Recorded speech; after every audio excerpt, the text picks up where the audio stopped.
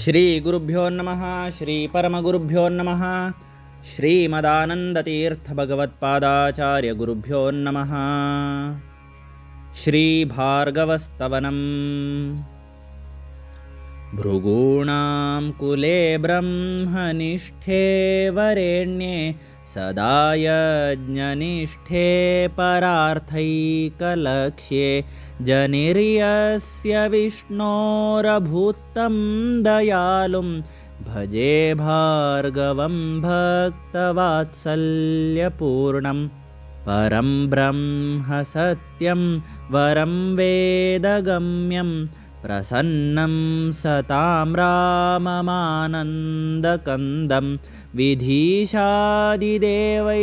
सदा पूजिताङ्घ्रिं भजे भार्गवं भक्तवात्सल्यपूर्णं मुखं सुस्मितं सुन्दरं फुल्लपद्मं दयापूरितं सुप्रसन्नं तु नेत्रं सुखं दिव्यमाप्नोति यद्दर्शनेन भजे भार्गवं भक्तवात्सल्यपूर्णं जितस्तेजसा सूर्यकोटिप्रकाशः जितो मन्मथोरूपलावण्यकान्त्या त्रिलोकीसलीलं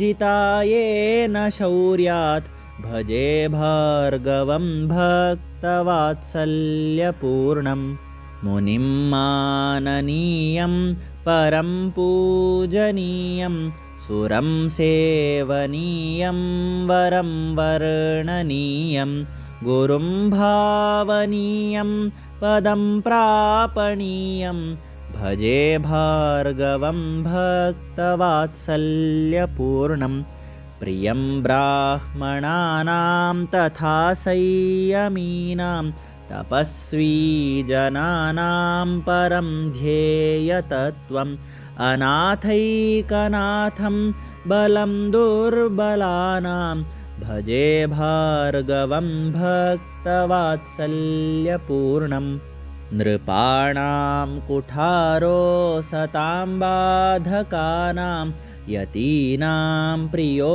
लोकसद्बोधकानां न तेभ्यो सदा मङ्गलं यो ददाति भजे भार्गवं भक्तवात्सल्यपूर्णं भृगूणामरीणां सदा गर्वितानां कुठारोऽस्य मृत्युः परो हैहयानां तथा भूभृतां दुर्मतीनां खलानां भजे भार्गवं भक्तवात्सल्यपूर्णं निधिं सद्गुणानां तथा मङ्गलानां पतिं संयमीनां तथा निर्जराणां प्रभुं ब्राह्मणानां तथा भार्गवाणां भजे भार्गवं भक्तवात्सल्यपूर्णं रमामङ्गलानां प्रदात्री विधात्री कुठारे स्थितायं सदा सेवयन्ती प्रशस्तं मुदं वर्णनातीतमाप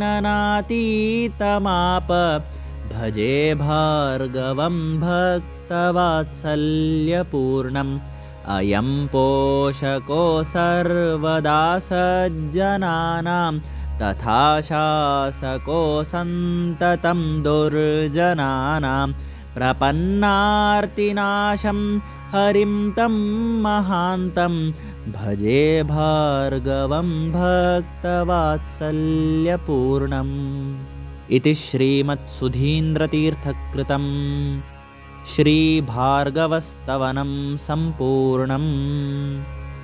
श्रीकृष्णार्पणम् अस्तु।